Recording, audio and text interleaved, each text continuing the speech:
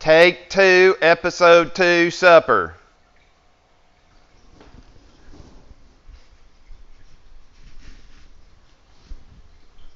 We on? Welcome back, y'all, to the Country Boy Can Survive kitchen. Today, we're going to be fixing a little bit of a heavier meal. It's going to be more of your supper. So pinto beans and cornbread. Now, I'll be listing all this stuff out, so you don't have to write it down right now. You can just look at it later when you see it on the picture. But we're gonna be needing this, which is your official Jiffy corn muffin mix. All right, and then we're gonna be needing a can of pinto beans. Now, there's a few things you need to know about pinto bean cans. Number one, my daddy's sisters canned some pinto beans back in the day, and they were awesome. However, they don't do that no more.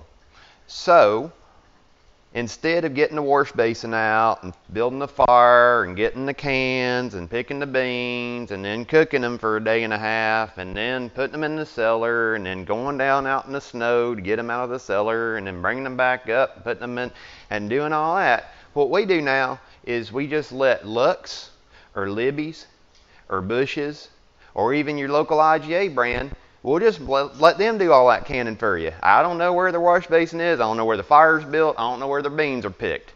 But they're good. And you can just go to local IGA and get them. Now, the ones I get, once again, in order of importance, is Lux, Libby's, Bush's, or your local IGA brand. Now, there's been a run on beans here recently because apparently people want to have some pretty soundful nights and productive mornings, if you know what I mean. So everybody's been eating these pinto beans, especially during the Woohan Covideous time period.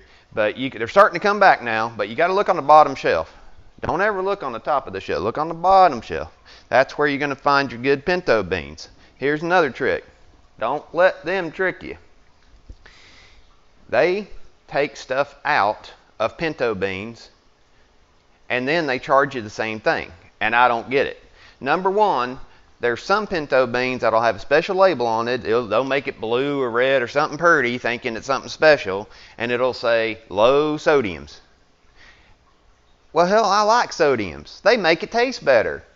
And if you're not going to put the sodiums in there, why are you going to charge me the same price? It just don't make no sense. So, I figure you just got to be real careful and look for your classic, original, regular pinto beans. Don't get no low, don't get no free, don't get no light. Make sure all the sodiums is in there because the sodiums is what makes it taste so good. And make sure all your fat's in there because that's what makes it taste good and makes your body work better. And you need all that. Lord knows I need some sodiums and fat. Look at me, I'm barely a beanpole myself, and here I am eating beans. Isn't that ironic? You're going to need you a can cutter. All right. You're going to need you a hard plate. We got to dig out the fine china for this one because this is like I said, it's a heavy meal. So there ain't no Dixie that I found unless you get the Chinette, and that's basically more expensive than my fine china. So what you're going to do is get you a hard plate, fine china plate. You're going to need your egg frying pan. It doubles between your egg frying pan. It's also going to cook your beans. We're going to need you the oven, the top part of the oven today. So we're going to be using the top part. Remember last time we were inside. Ain't going to be inside this time. We're going to be on the top. It gets hot too. You're going to need you some paper, and something to write with. So this is the important part right here. Now, you're also going to need you a wash bucket. You're going to need you a wash sponge. You're going to need you some soap. We're going to get into all that here in just a few minutes. Just hold on to your pants.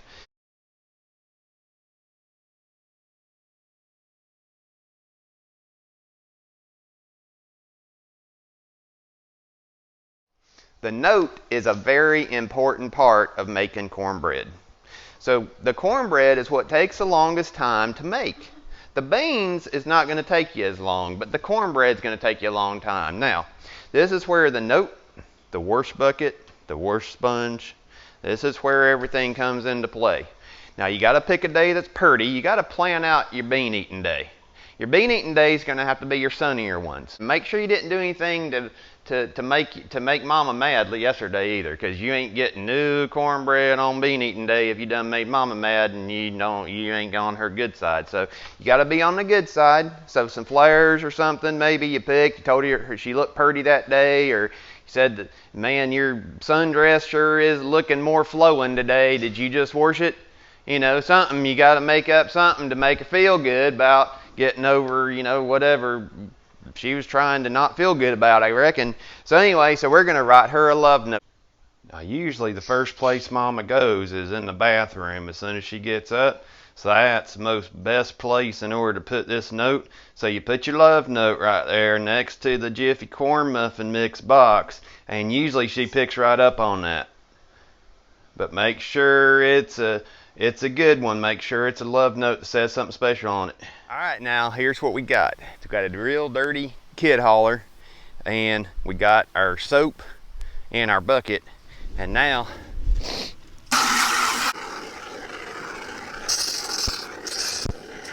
after you got a big old bucket of soap water, now you're gonna have to rinse down the car because it's real hot out here. So you got to rinse it down real good, and then it's gonna wash better. Now, before you do anything, better remember you got your beer set up here. You don't want to knock that down, so you want to go ahead and keep your beer safe from soap water. And now we're just going to go ahead and rinse her all off and get all the big dirt off like this. Now you're going to need you the good sponge that we talked about earlier. I showed you, you're going to need you a sponge. That's what that's for. So you get it down in your soap water there, get her good soaking wet, and then you come up here and you got to start at the top. Now you always got to start at the top of the car, because guess what, you're going to get all this dirt washed off the top, and then you're going to rinse it down. Now if you were to start at the bottom and then you work your way up to the top, by the time you get to the top and wash all the dirt down, it's going to get all your nice clean stuff all dirty again. That's like wiping before you poop. It just don't make no sense. So what you want to do is start at the top. If you're a little bit, not, if you're not tall, I don't want to be offensive or anything, but if you're a little challenged in the vertical area, then you might need you a step stool or something in order to get up here and wash the top. Now, some people will be inclined to open the door and step on the inside of the door.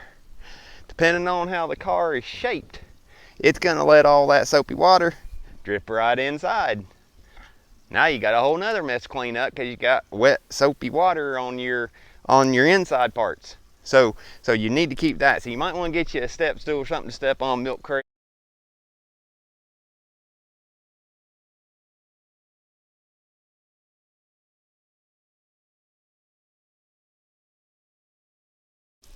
You're going to have to wash little sections at a time so that everything stays moist, so you don't get all them soap splotches all dried up on there from the hot sun. Because Lord, it's planting season. It's a little bit after planting season. It's getting pretty warm down here. Just keep on rinsing and keep on washing, and that's the trick to it, is to keep it all moist.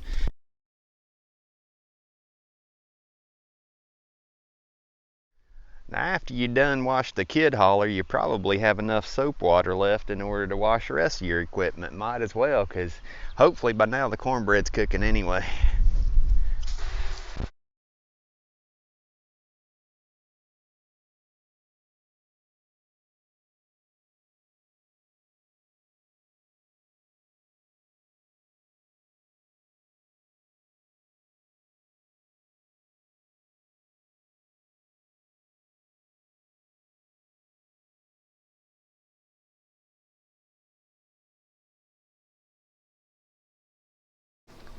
Episode 2, bean cooking, take. So anyway, our cornbread is done. So after all your hard work, you come back in, and not only will you find a nice pan of cornbread, but if you did it just right, you're going to find yourself a return note right next to your cornbread, and it's going to be just as filled with love as yours was. Now we got to work on the beans. Now, remember what I said. Your egg frying pan is also your bean pan. So we're going to put that on the top. It gets hot on the top. And we're going to go ahead and use a can cutter. Now the can cutter goes right there. All right, just like that. And then you're going to just sit there and turn it. You're going to crank your can cutter. Just like that. You're just going to keep on cranking. It's going to go all the way around. It's going to cut that can right open for you, just like that. You just keep on turning it. All right, now you're just going to take the top of it, get it right out of there, and just throw that away.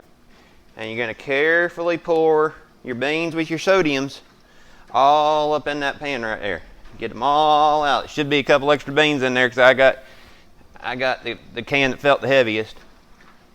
Now, if you get the ones that don't have the sodiums, then they might be some extra beans, but I'd rather have the sodiums in them by beans. All right, now you got your beans in your egg frying pan. Now, you turn a knob up here, get the right knob because there's all these different places it gets hot, and each knob has a different place for it getting hot, and you want to pick the one with got the pan right there. So there you go. So now that's going to be heating up. Now as you're getting that heated up, remember you need your fine china because it's going to be heavier than your pizza rolls. And for 1 can of beans, 1 serving, 1 can, 1 person, right?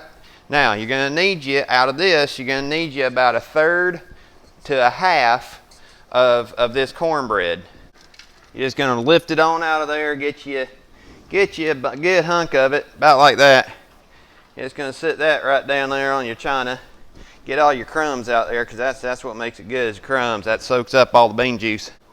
All right, now you got it all on the plate there, and you want to just sort of break it up a little bit. So I don't know if you can see it from all the way over where you are over yonder, but we're just breaking that cornbread up. Should be good and fluffy and nice and cooled down enough because that's why you wash your other piece of equipment, because the cornbread should be cooked by the time Elsa is washed. And Elsa, I don't know if you figured it out or not, but Elsa is the name of that vehicle. That buggy out there is called Elsa. That's a kid hauler. So Elsa is clean now, and the cornbread was probably done by the time you got done with Elsa. But the reason that you go ahead and wash your other equipment is so you don't waste any of the wash water, but also because it gives it some cooling time. So you don't want to come in here and be touching a hot pan and then your fingers are all burnt. So you got your cool pan, or cooler. It's still warm, but it ain't hot like burning your skin hot. Now you're going to get it down there. See this? Isn't that looking pretty? Man, makes you just want to get some. Just taste it just like that. Boy, good stuff. So, but while that's getting all good right there,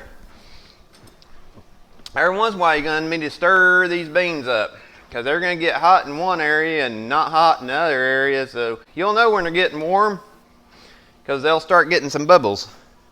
And the bubbles come up between the beans. You just keep on stirring like this. It don't take but a few minutes. But if you want to be some time saving yourself a little bit of extra effort, what you can be doing is going ahead and preparing the rest of the setup while your beans are warming up.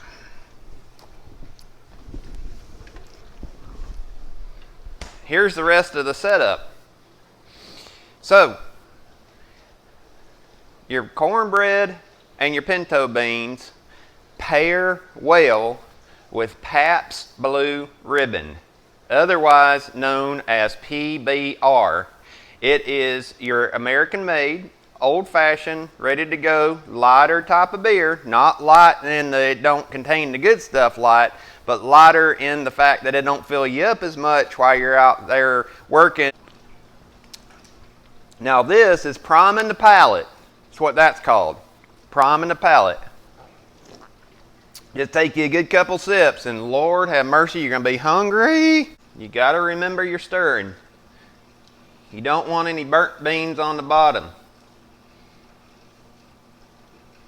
Not only do they not taste good, but Lord, you'll be scrubbing for the next week on this pan trying to get the burnt beans off the bottom, and then Mama's going to be yelling you won't see beans again for another month because you done burned her pans up. All right, now the next sign that your beans are just about done is after you get some of that little bubble coming up, you're going to get steam.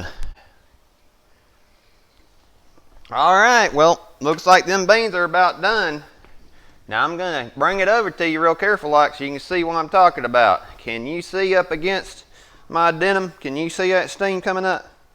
Oh yeah, that's good stuff. Now I don't want to spill my bean juice out, so I'll tilt it and show it to you. But now here's what you're going to do.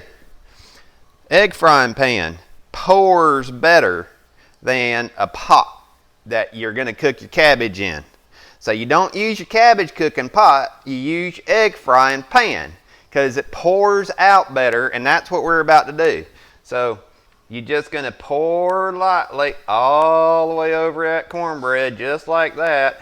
And if you do it just right, it takes practice. You're going to have to do it more than once to get it right. That's why you should start eating beans when you're a kid, because by the time you're an adult, you'll know how to make your own beans.